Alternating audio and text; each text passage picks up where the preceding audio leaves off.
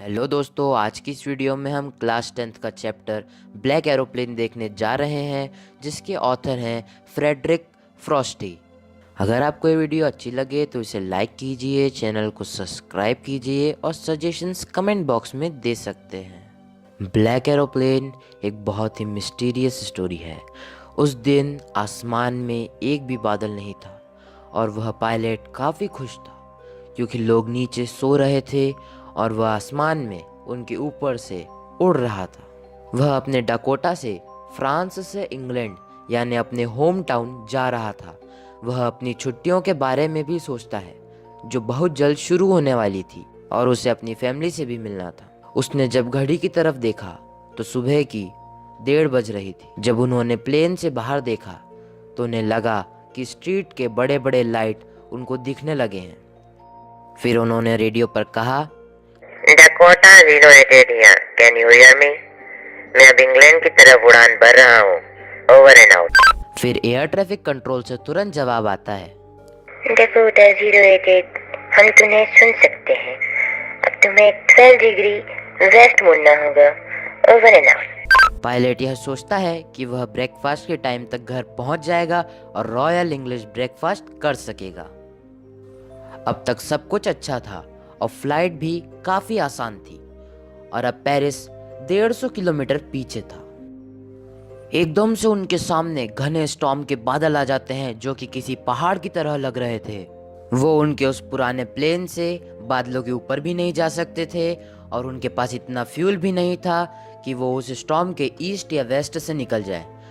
वो वापस लौटने का सोचते हैं पर उन्हें उनके घर का इंग्लिश ब्रेकफास्ट चाहिए था, तो वो रिस्क लेकर उन बादलों में घुस जाते हैं। जैसे ही वो बादलों में घुसते हैं सब कुछ काला हो जाता है और उन्हें कुछ भी दिखाई नहीं देता है।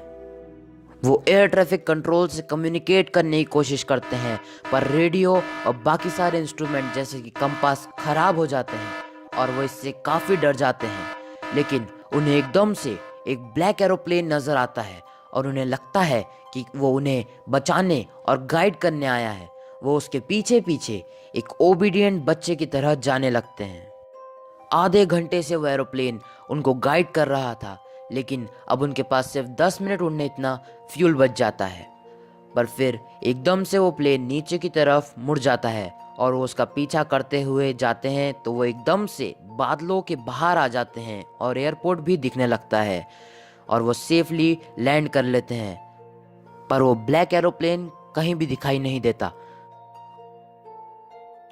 उसके बाद वो अंदर कंट्रोल रूम में जल्दी से जाकर पूछते हैं,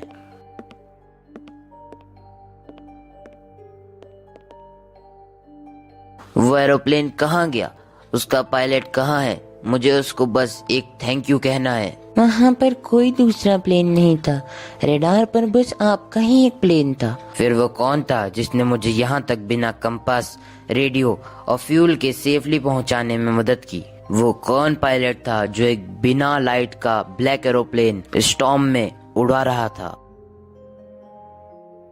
उस लेडी की बात सुनकर पायलट आश्चर्य से सोचता है कि फिर वह ब्लैक एरोप्लेन आखिर कौन उड़ा रहा था। शायद यह उनका वहम था या खुद पर भरोसा, और यह रहस्य ही रह जाता है।